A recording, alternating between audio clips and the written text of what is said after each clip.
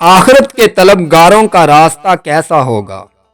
اے شخص، تو کب تک گناہوں پر اصرار کرے گا؟ تو گناہوں سے کب توبہ کرے گا؟ تیرا جسم کھیل کود میں مصروف ہے اور تیرا دل تقوی سے محروم ہونے کی وجہ سے برباد ہو گیا ہے۔ اے بندے، تو نے اپنی جوانی غفلت میں گزار دی اور اب بڑھاپے میں اپنی جوانی برباد ہونے پر رو رہا ہے۔ اے شخص، مجلس میں تو فوت شدہ عمل پر روتا ہے، لیکن مجلس سے اٹھتے ہی پھر گناہ میں جا پڑتا ہے۔ میرا واعظ تم پر کوئی اثر نہیں کرتا، شاید تم پر عبرت کا دروازہ بند ہو چکا ہے۔ میں کب تک تیرے دل کو سمجھاؤں، حالانکہ میں جانتا ہوں کہ تیرا دل حاضر نہیں۔ اے غافل دل والے، تو نصیحت کو کیوں نہیں سمجھتا؟ کیا تیرا بھی یہی حال ہے؟ ناصحے مت کر نصیحت، دل میرا گھبرائے ہے۔ جو مجھے سمجھائے دشمن میرا کہلائے ہے۔ ہائے افسوس، اگر تجھے بارگاہ رب العزت سے دتکار دیا گیا تو شیطان کتنا خوش ہوگا۔ بندے کی وحشت کا عالم کیا ہوگا کہ وہ قرب خدا بندی کا کوئی ذریعہ نہ پا سکے گا۔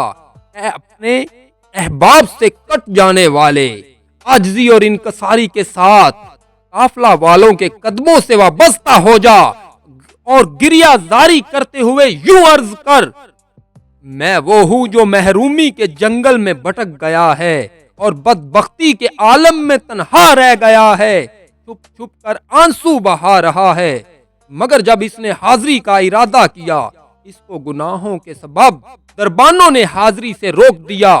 اس کے پاس کوئی زیادہ سفر نہیں، سواری نہیں۔ تو کہاں جائے گا؟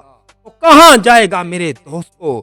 تو شاید غائب کے پردوں کے پیچھے کوئی رحمت ظاہر ہو جو تیری مصیبتوں کی مشکلات آسان کر دے۔ وہ پاکیزہ نفوس اس قدر خوش نصیب ہیں جنہوں نے بلا حجاب آخرت کا مشاہدہ کیا ہے اور جو کچھ اللہ تعالیٰ نے اپنے فرما برداروں کے لیے اجر و ثواب تیار فرمایا، اس کا معائنہ کیا ہے۔